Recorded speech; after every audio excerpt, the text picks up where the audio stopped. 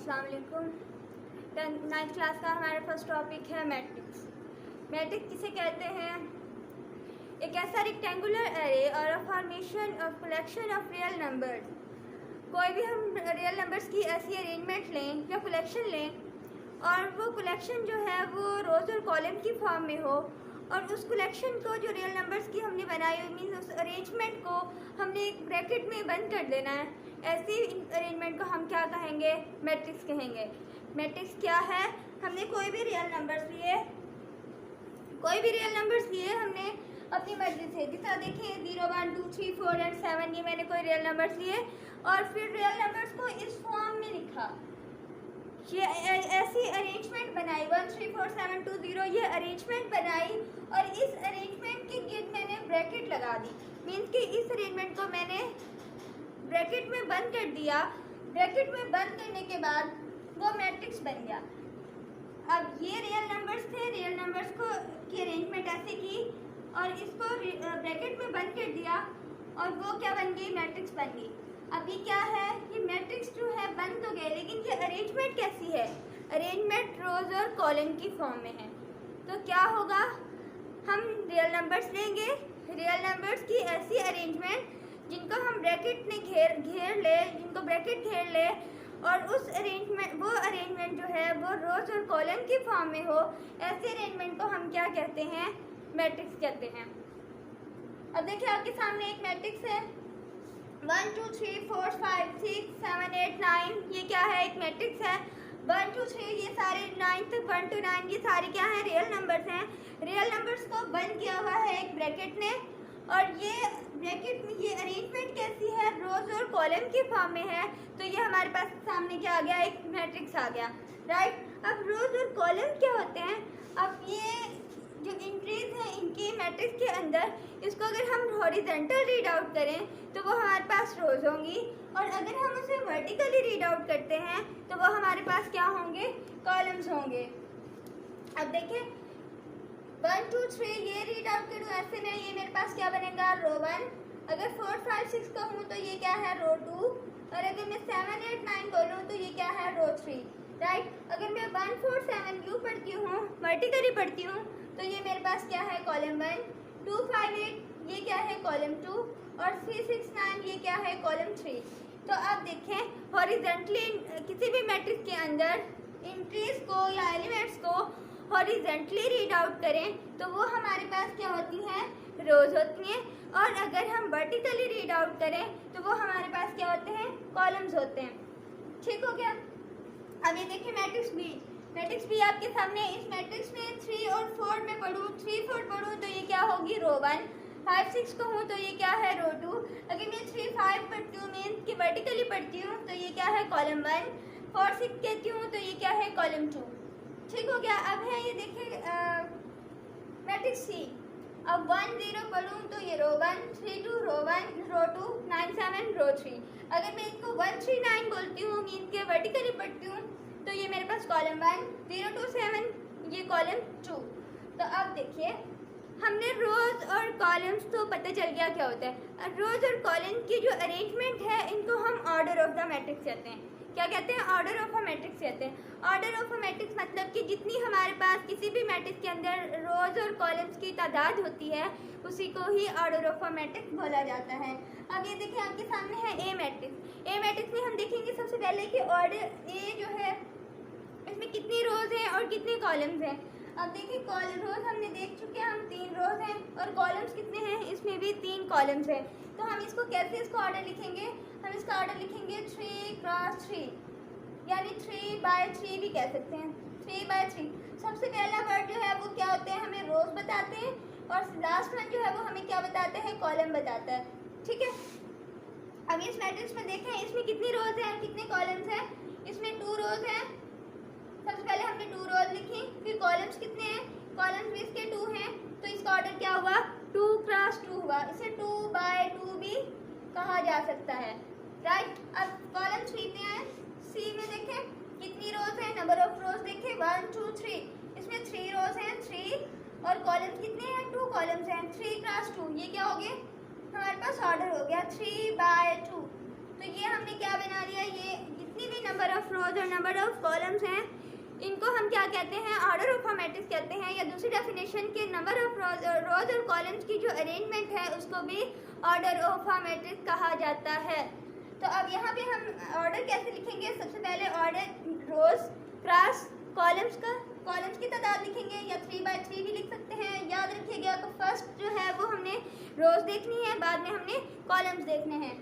अगर मेरे पास एक मैट्रिक्स हो, मैं कहूँ कि m क्रॉस n उसका ऑर्डर है, m क्रॉस n का क्या मतलब होगा कि उसमें m रोज हैं और n कॉलम्स हैं, ठीक है। अब रोज और कॉलम्स की अरेंजमेंट को हम क्या कहते हैं, ऑर्डर ऑफ अ मैट्रिक्स कहते हैं। अब चलते हैं इक्वल मैट्रिक्स। इक्वल मैट्रिक्स किसे कहा जाता है? इक्वल मैट्रिक्स, अगर फॉर एग्जांपल मेरे पास दो मैट्रिक्सेस हैं, कौन से, ए और बी।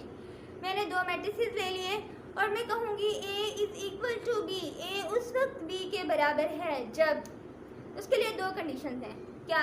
जो ऑर्डर ऑफ ए होगा वही ऑर्डर ऑफ बी होना चाहिए। सबसे पहले हमने क्या देखना है, ऑर्डर ऑफ अ मैट्रिक्स देखना है। दोनों मैट्रिक्स के ऑर्डर्स देखेंगे। जब order of A is equal to order of B हो, पहली कंडीशन तो ये है। और दूसरी कंडीशन ये है कि उनकी करस्पॉन्डिंग इंट्रीज दोनों मैट्रिक्स के वो सेम होने चाहिए। क्या कहने का मतलब है, मतलब सबसे पहले तो हमने ऑर्डर देख लेना है कि दोनों मैट्रिक्स जो हैं अगर उनके ऑर्डर सेम हैं तब तो हम दूसरा स्टेप देखेंगे। अगर उनके ऑर्डर स्टार्ट में फर्स्ट स्टेप भी हमारा फेल हो जाता है, मीन्स कि उनके ऑर्डर ही सेम नहीं है, तो हम उनको इक्वल मैट्रिक्स नहीं कह सकते। हाँ, और दूसरी, अगर फॉर एग्जांपल हमारे पास मैट्रिक्स ऐसे हैं कि उनका ऑर्डर सेम है, लेकिन फिर दूसरे स्टेप पे जाएंगे, उनकी इंट्रीज देखेंगे, उनकी करस्पॉन्डिंग इंट्रीज देखेंगे। करस्पॉन्डिंग इंट्रीज से क्या मतलब, अगर फॉर एग्जांपल मैं ए और बी मैट्रिक्स हैं, इन दोनों की करस्पॉन्डिंग इंट्रीज देखना चाह रही हूँ, तो इसका मतलब है कि फर्स्ट एलिमेंट जो इसका ए का मैट्रिक्स का है वो फर्स्ट एलिमेंट बी मैट्रिक्स का भी वही होना चाहिए, तो जो इसका सेकंड है वही उसका सेकंड होना चाहिए। तो ये होगी करस्पॉन्डिंग एलिमेंट्स, राइट। अगर दो मैट्रिक्स के ऑर्डर सेम हो और नंबर 2 उनकी करस्पॉन्डिंग इंट्रीज भी सेम हो, तब हम कह सकते हैं ये मैट्रिक्स क्या हैं, वो इक्वल मैट्रिक्स हैं। तो हम एक एग्जांपल लेते हैं, उसकी एक एग्जांपल से देखते हैं कि कैसे हम फाइंड आउट कर सकते हैं इक्वल मैट्रिक्स को।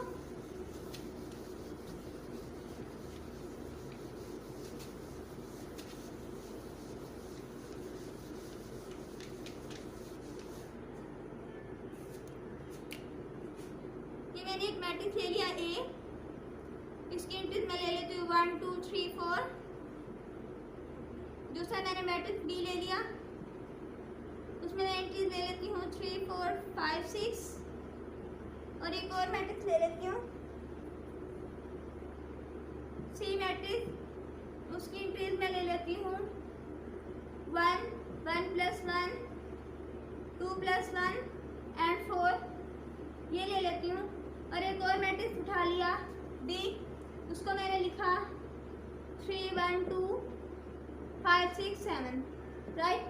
अपनी मैट्रिक्स से मैंने 4 मैट्रिक्स ले लिए। अब 4 मैट्रिक्स लेने से ये बताने का मकसद है कि हमने ये देखना है कि कौन से मैट्रिक्स जो हैं वो इक्वल हैं। ए और बी इक्वल है, या ए और सी इक्वल है, या ए और डी इक्वल है, बी और सी इक्वल है, या बी और डी इक्वल है।